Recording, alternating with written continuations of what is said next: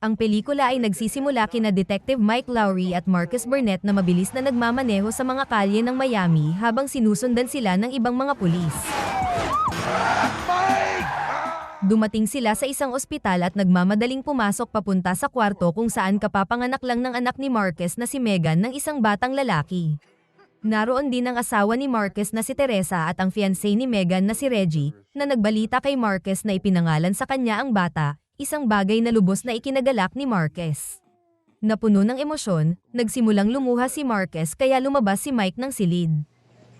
Samantala, sa ex-hotel prison sa Mexico, abala ang mga babaeng bilanggo sa kanilang mga gawain nang dumating ang mga pulis kay Isabel Aretas. Bigla niyang sinaksak ang pulis at nagsimula ang kaguluhan.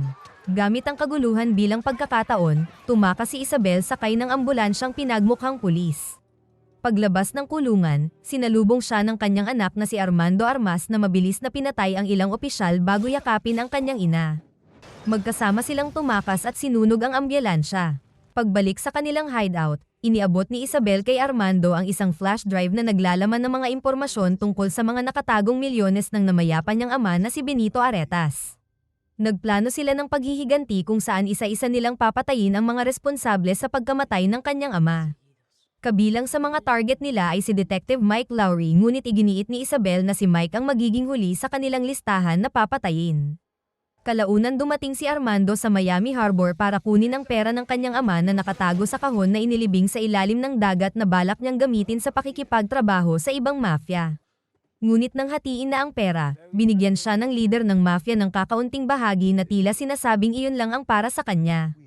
Nainis si Armando at tumutol, ngunit naging agresibo ang leader at naglabas ng baril. Galit na galit si Armando at agad niyang pinatay ang boss ng mafia. I don't renegotiate. Sabay sabing mula ngayon ang pamilya na niya ang mamamahala sa pananalapi ng lugar.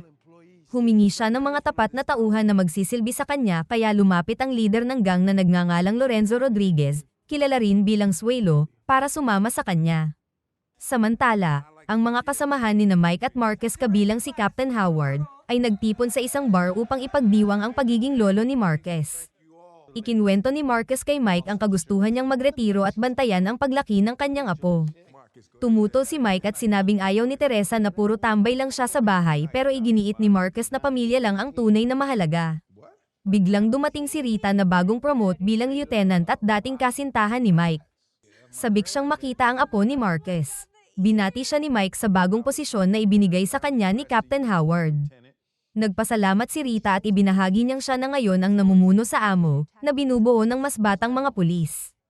Alam ni Marcus na tumatanda na sila para sa mga delikadong ginagawa nila noon at hinimok si Mike na magpakahinahon na pero hindi sang-ayon si Mike. Di naglaon, naging nostalgic ang kanilang pag-uusap habang inaalala nila ang isang lumang insidente. Iginiit ni Marcus na naunahan niya si Mike sa takbuhan noon at sinabing lahat ng tao ay sumang-ayon dito. Upang tuldukan ang debate, lumabas sila at nagpustahan. Kung mananalo si Marcus sa karera, magreretiro na silang dalawa.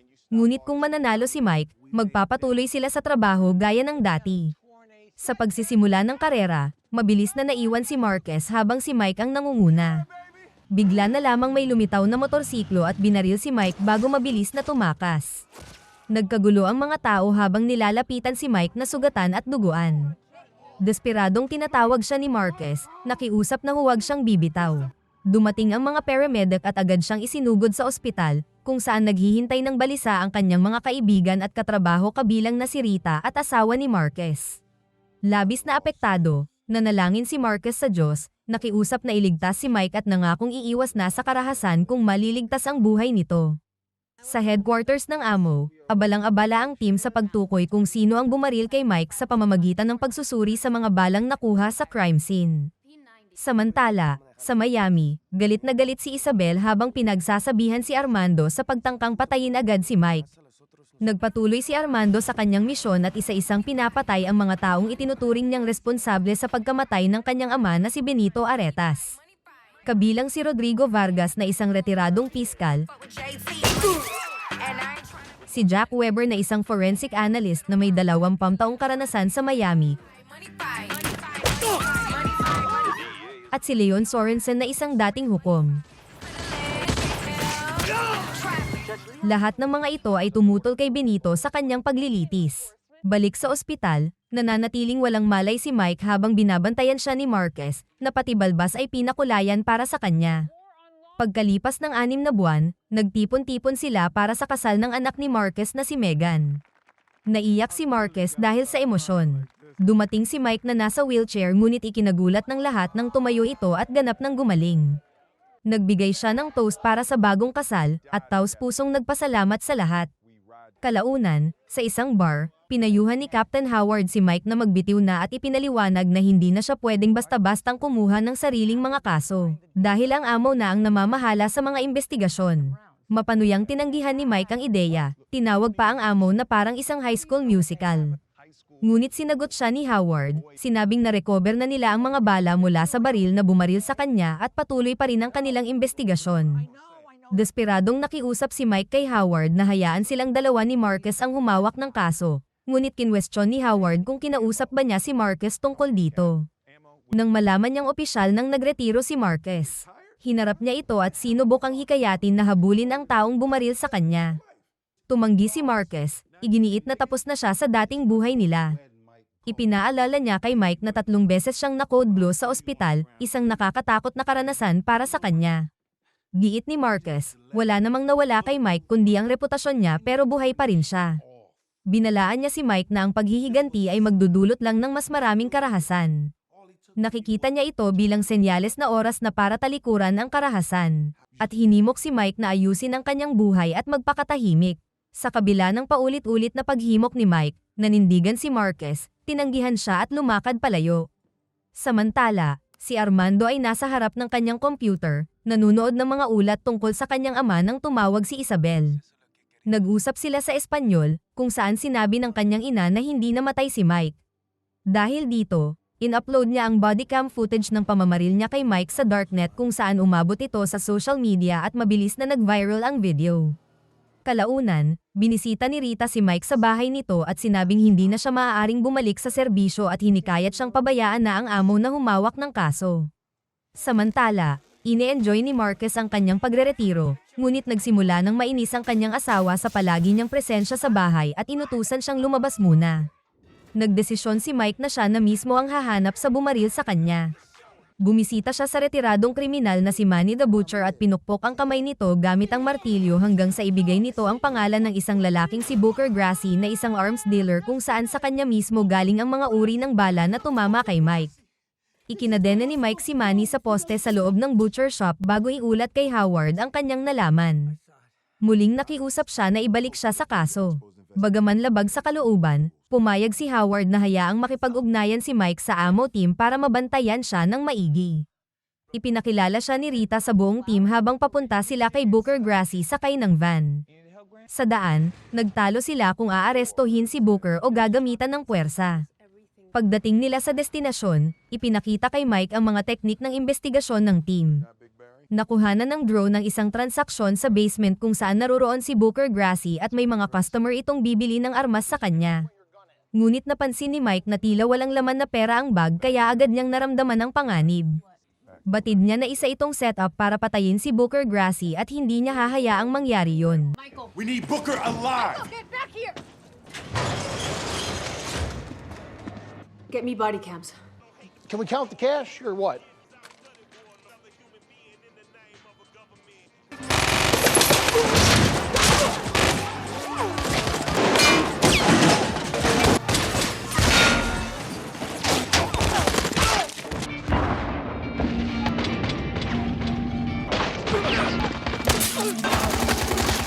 Narating din ni Mike si Booker at sinubok ang ilabas ito, ngunit bago pa niya magawa, nasaksak ito at napatay. Pilit pa rin siyang humihingi ng sagot mula kay Booker, ngunit huli na ang lahat dahil patay na ito. Sa kabilang banda, tumawag si Carver Remy kay Marquez upang balaan siya na ang lalaking bumaril kay Mike sakay ng motorsiklo ay siya naman ngayong tinatangkang patayin. Si Marquez, na nanonood ng mga video kasama ang mga babae, ay una munang inakala na nagsisinungaling si Carver sa kanya. Iginiit niyang siya ay retirado na at ayaw nang masangkot sa karahasan.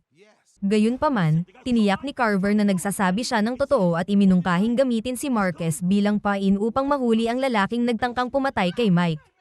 Samantala, Nakatanggap si Mike ng text mula kay Marquez na nagsasabing tumawag ang 911 at kailangang sagutin niya ang kanyang telepono. Kalaunan dumating si Marquez upang sunduin si Mike sakay ng isang bonggang kotse at pinaliwanag ni Marquez kay Mike na ang pupuntahan nila ay si Carver Remy na ngayon tina-target naman ng killer na hinahanap niya. Ngunit pagdating nila sa hotel, bumagsak ang bangkay ni Remy sa kotse ni Marquez na pag-aari talaga ni Teresa. Tumakbo si Mike papasok sa hotel upang harapin si Armando, at nagawa niyang tanggalin ang maskara nito.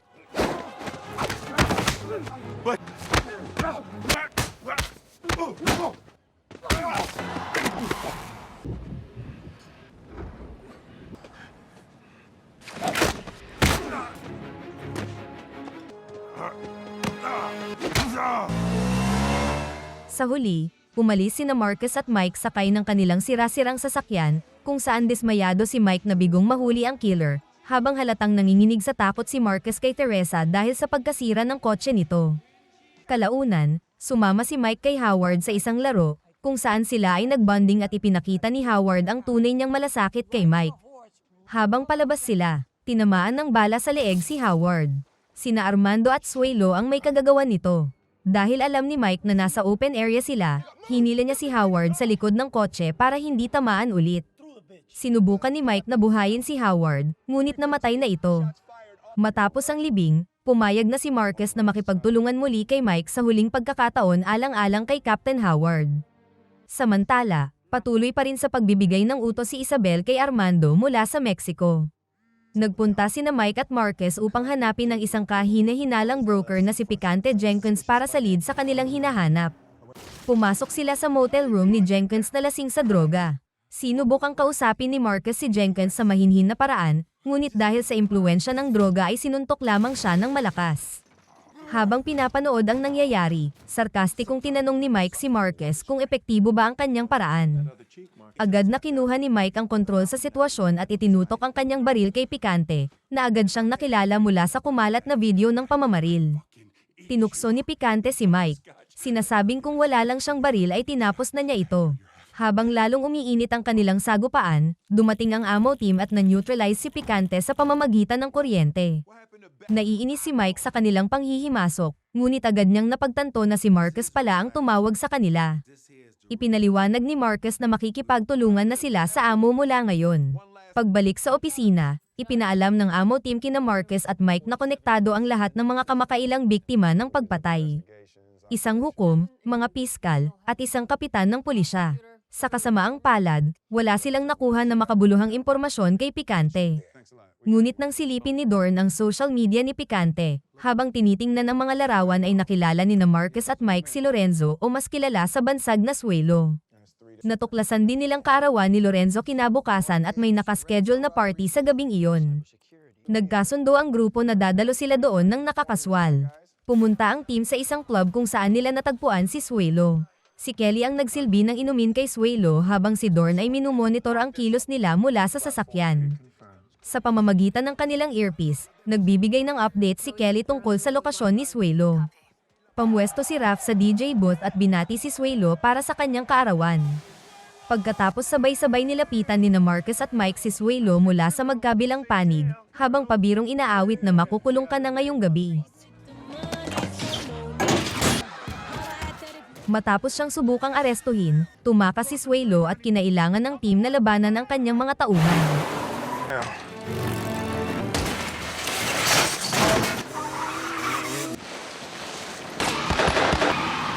Shit!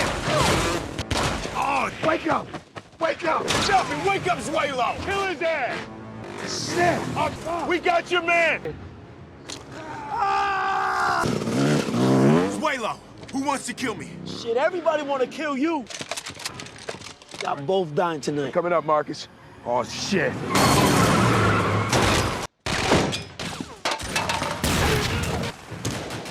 Lay suppression fire!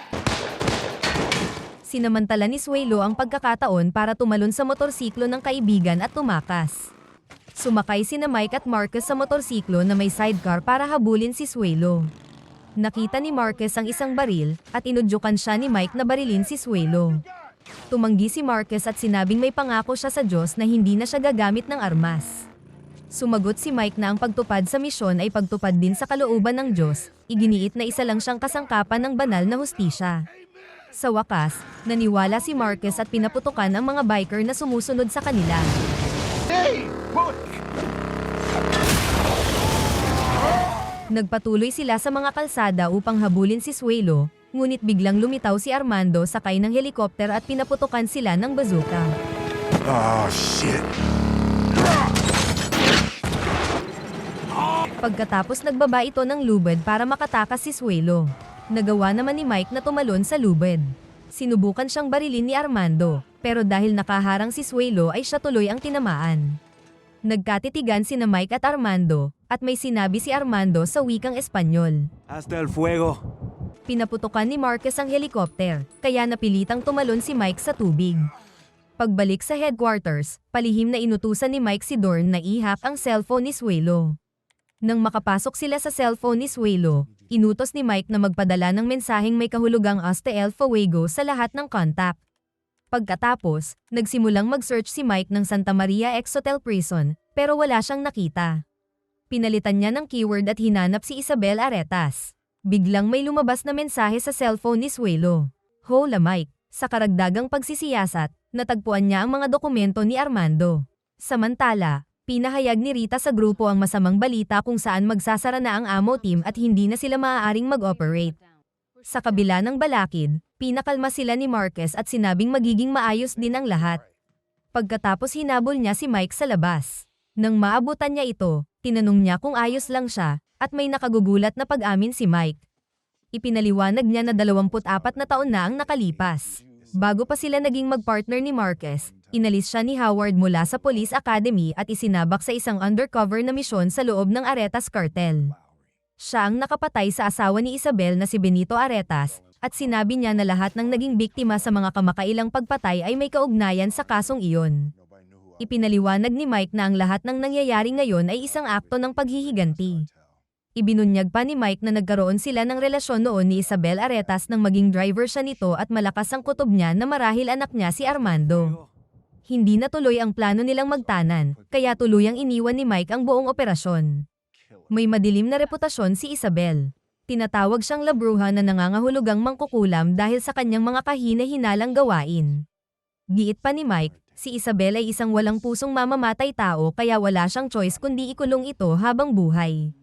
Natatawa si Marcus habang tinutokso si Mike, tinatanong kung paano niya nagawang magkaroon ng relasyon sa isang babaeng may asawa at kilala pa bilang mangkukulam. Dagdag pa niya, hindi sila sigurado kung sino talaga ang kinakasama ni Isabel, kaya maaaring hindi anak ni Mike si Armando. Ngunit gumanti si Mike ng isang nakakagulat na revelasyon. Nanganak si Isabel sa kulungan 8 buwan matapos siyang maaresto. Baog si Benito Aretas, kaya't hindi may kakailan na siya ang tunay na ama ni Armando. Sinabi niya kay Marcus na si Armando ay nasa tamang edad, walang awa, at walang takot tulad niya. Pinakalma siya ni Marcus habang dumarating si Rita.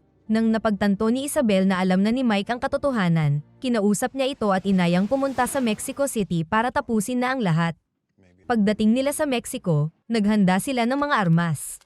Nakatanggap si Mike ng lokasyon mula sa isang hindi kilalang numero gamit ang telepono ni Suelo. Dumating ang Ammo team, at ibinunyag ni Marcus na si Rita ang tumawag sa kanya. Pareho nilang inaming mas panatag sila na kasama ang grupo. Binalangkas nila ang plano kung saan si Marcus ang magiging pain at makikipagkita kay Isabel sa Hidalgo Palace sa labas ng lungsod. Layunin niyang patagalin ang usapan hanggang sa matunto ng grupo si Armando. Paalala ni Rita na kailangan nilang tapusin ang misyon at makabalik sa Amerika bago magbukang liwayway. Binalaan ni Mike ang lahat na walang gagalaw kay Armando kundi siya lang. Bago sila umalis, binigyan ni Rita ng kwintas si Mike at hiniling na huwag siyang mamamatay. Dumating siya sa lumang gusali habang mino-monitor ng grupo ang kilos niya mula sa van. Bumaba si Isabel sa hagdanan, at sinuri ni Mike kung may dala siyang armas. Inakay siya nito papunta sa isang upuan, habang nagsasalita ng Espanyol. Nang igiit niyang malaman kung nasaan si Armando, inalis ni Isabel ang kwintas na ibinigay ni Rita, dahilan upang maputol ang koneksyon ng team. Habang papalapit si Marcus sa gusali, napansin ni Dorn ang mga paggalaw. Maya-maya, lumabas mula sa dilim ang mga tauhan ni Isabel. Sinabi ni Isabel kay Mike na balak sana niyang sorpresahin ito ng sanggol noong plano nilang tumakas. Pero ngayon, tinitingnan na ni Armando si Mike bilang isang traidor, at hindi bilang ama. Pumasok si Marcus sa silid at doon niya natagpuan si Armando na nakatayo sa likuran niya, nakatutok ang baril. Sa ilang sandali lang, sumunod ang buong grupo ni Armando, itinutok ang kanilang mga armas sa dalawang lalaki. Sinubukan ni Marcus na pahupain ang tensyon, hinimok silang ibaba ang kanilang mga baril, at ipinaliwanag na ang kakulangan sa komunikasyon ang naging dahilan kung bakit sila umabot sa ganitong sitwasyon. Biglang sumugod ang ammo team na nagpasiklab ng kaguluhan sa kanilang pag-atake. Sa gitna ng kaguluhan, nagmadaling pumunta sina Isabel at Armando sa helicopter habang ang iba ay nasangkot sa matinding bakbakan.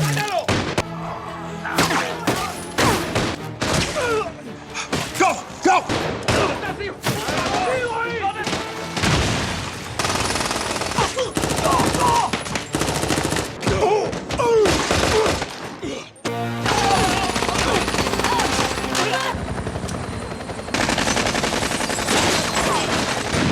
Take out the pilot. Take out the rotor!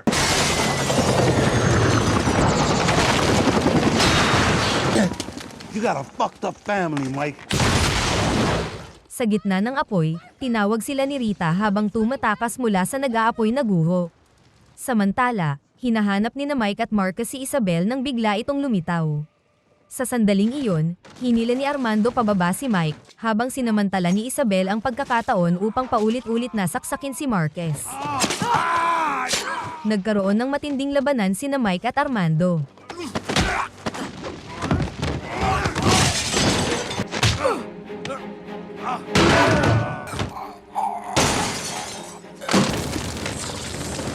Nakuha ni Mike ang kalamangan laban kay Armando, sinakal siya hanggang sa mahirapang huminga.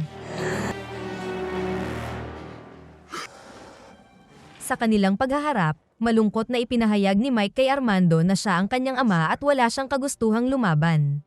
Hindi naniwala si Armando at patuloy na umatake. Who are you? Ask your mother. Ese es mi papá. No importa. No significa nada para ti. Tell him! Tell him, Mama. Is he my father? Yes. Kill him. ¡Mátalo, carajo! No, wait.